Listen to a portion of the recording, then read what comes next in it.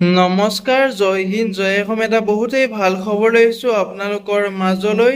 পুনৰ আছাম ৰাইফলৰ ফালৰ পৰা নতুনকৈ পোষ্ট মুকলি হৈছে 2025 বৰ্ষৰ কাৰণে। ৰাইফলমেন, ৰাইফল ওমেন জেনেৰেল ডিউটিৰ কাৰণে আপোনাৰ পোষ্টসমূহ মুকলি হৈছে। যদি আপুনি পোষ্টসমূহত আবেদন কৰিম বুলি ভাবিছে তেনেহ'লে ভিডিঅ'টো শেষলৈকে চাব, অলপো স্কিপ নকৰাকৈ। পোষ্টসমূহত আপুনি কেনেদৰে আবেদন কৰিব, আবেদন কৰিবলৈ আপোনাৰ বয়সৰ সময়সীমা কিমান লাগিব, লগতে এপ্লিকেশ্যন ফিজ কিমান কাটিব লাগিব, সিলেকশ্যন প্ৰচিডিউৰটো কেনেধৰণৰ হ'ব, সম্পূৰ্ণ তথ্য এই ভিডিঅ'টোত আলোচনা কৰিম। চ' ভিডিঅ'টো শেষলৈকে চাই যাব, অলপ স্কিপ নকৰাকৈ। যদি ভিডিঅ'টো ভাল পায় এটা লাইক কৰিব, আৰু মোৰ চেনেলটোলৈ যদি প্ৰথমবাৰ কাৰণে আহিছে তেনেহ'লে চেনেলটো ছাবস্ক্ৰাইব কৰিবলৈ নাপাহৰিব। লগতে ভিডিঅ'টো সকলো বন্ধু বান্ধৱীলৈ শ্বেয়াৰ কৰি দিব যাতে সকলোৱে জবৰ আপডেটসমূহ প্ৰতিদিনে পাই থাকিব পাৰে। ভিডিঅ' ডেছক্ৰিপশ্যনতে মই ফেচবুক পেজ আৰু হোৱাটছআপ চেনেলৰ লিংক দিম, তাতো গৈ আপোনালোকে ফ'ল' কৰি ল'ব যাতে প্ৰতিদিনে জবৰ আপডেটসমূহ সকলোতকৈ আগতীয়াকৈ পাই থাকিব পাৰে। যিহেতু ইয়াতে দেখিবলৈ পাইছে আছাম ৰাইফল ৰিক্ৰুটমেণ্ট 2025ৰ ফালৰ পৰা 69টা ৰাইফলমেন আৰু ৰাইফল ওমেন পোষ্ট মুকলি কৰি দিয়া হৈছে, যিটো জেনেৰেল ডিউটিৰ কাৰণে পোষ্টসমূহ মুকলি কৰি দিয়া হৈছে। এই পোষ্টসমূহৰ লাষ্ট ডেটটো আছে 15/9/2025লৈকে লাষ্ট ডেটটো আছে, যিহেতু ছেপ্টেম্বৰ মাহৰ 15 তাৰিখলৈকে আপোনাৰ এই পোষ্টসমূহৰ লাষ্ট ডেট আছে। যদি আপুনি আবেদন কৰিম বুলি ভাবিছে ছেপ্টেম্বৰ মাহৰ 15 তাৰিখলৈকে আপুনি এই পোষ্টসমূহত আবেদনসমূহ কৰিব পাৰিব।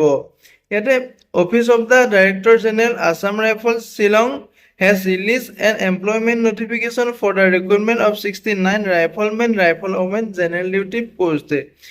যদি আপুনি জেনেৰেল ডিউটি যিসমূহ পোষ্ট মুকলি হৈছে এই পোষ্টসমূহত যদি আপুনি আবেদন কৰিম বুলি ভাবিছে, চ' ভিডিঅ' ডেছক্ৰিপশ্যনতে মই আবেদনৰ লিংক দিম, তাতে গৈ আপুনি আবেদনসমূহ কৰি ল'ব পাৰিব। যিহেতু এই পোষ্টসমূহত অনলাইন মাধ্যমেৰে আবেদন কৰিব লাগিব, আবেদনৰ লিংক মই ডাইৰেক্ট লিংক ভিডিঅ' ডেছক্ৰিপশ্যনত দিম, তাতে গৈ আপুনি আবেদনসমূহ কৰি ল'ব পাৰিব। যিটো আছাম ৰাইফলছ ৰিক্ৰুটমেণ্ট 2025ৰ অভাৰভিউটো আছে আপোনাৰ নেম অফ পোষ্ট, পোষ্টটোৰ নাম হৈছে যিহেতু ৰাইফলমেন আৰু ৰাইফল ওমেনৰ কাৰণে পোষ্ট মুকলি হৈছে, যিটো জিডিৰ পোষ্ট হয়। ইয়াতে টোটেল পোষ্ট আপুনি দেখিবলৈ পাব 69টা পোষ্ট দেখিবলৈ পাব।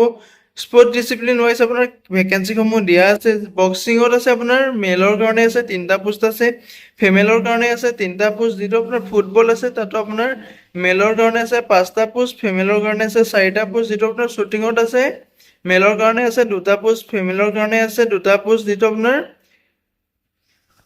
যিটো আপোনাৰ টাইকাণ্ডো আছে তাতো আপোনাৰ মেলৰ কাৰণে আছে 4টা পোষ্ট, ফিমেলৰ কাৰণে আছে 4টা পোষ্ট। যিটো আপোনাৰ কেৰাটী আছে, কেৰাটীত আপোনাৰ মেলৰ কাৰণে আছে 4টা পোষ্ট, ফিমেলৰ কাৰণে আছে 6টা পোষ্ট। যিটো আপোনাৰ স্পীড ট্ৰেকাও আছে তাত আপোনাৰ মেলৰ কাৰণে আছে 2টা পোষ্ট, ফিমেলৰ কাৰণে আছে 2টা পোষ্ট। যিটো আপোনাৰ ফেন্সিং আছে তাতো মেলৰ কাৰণে 1টা পোষ্ট আছে, ফিমেলৰ কাৰণে 2টা পোষ্ট দেখিবলৈ পাব। যিটো আপোনাৰ বেডমিণ্টনৰ কাৰণে আছে তাত মেলৰ পোষ্ট আছে 2টা, ফিমেলৰ পোষ্ট আছে 2টা। লগতে এথলেটিক্সতো আপুনি মেলৰ কাৰণে 4টা পোষ্ট দেখিবলৈ পাব, ফিমেলৰ কাৰণে 7টা পোষ্ট দেখিবলৈ পাব। এই ধৰণে আপুনি ভেকেঞ্চিসমূহ দেখিবলৈ পাব। নেম অফ অৰ্গেনাইজেশ্যনটো হৈছে যিহেতু আছাম ৰাইফলৰ ফালৰ পৰা পোষ্টসমূহ মুকলি কৰি দিয়া হৈছে। মোড অফ এপ্লিকেশ্যন, যিহেতু আপোনালোকে এই পোষ্টসমূহত অনলাইন মাধ্যমেৰে আবেদন কৰিব পাৰিব। এতিয়া আপোনালোকৰ যিহেতু বয়সৰ সময়সীমাটো দিয়া আছে, এই পোষ্টসমূহত আবেদন কৰিবলৈ আপোনাৰ মিনিমাম বয়সটো 18 বছৰৰ পৰা মেক্সিমাম 23 বছৰ বয়সলৈকে আপুনি আবেদনসমূহ কৰিব পাৰিব। লগতে আপুনি ইয়াতে এজ ৰিলেশ্যনসমূহ লাভ কৰিব বুলি কৈছে।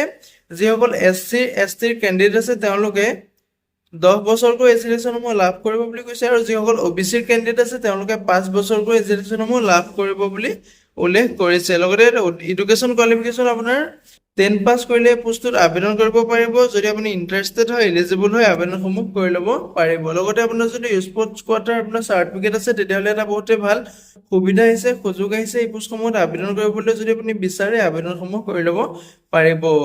লগতে এটা এপ্লিকেশ্যন ফিজটো দিয়া আছে। ইউআৰ OBCৰ কাৰণে 100 টকাকৈ এপ্লিকেশ্যন ফিজ কাটিব লাগিব।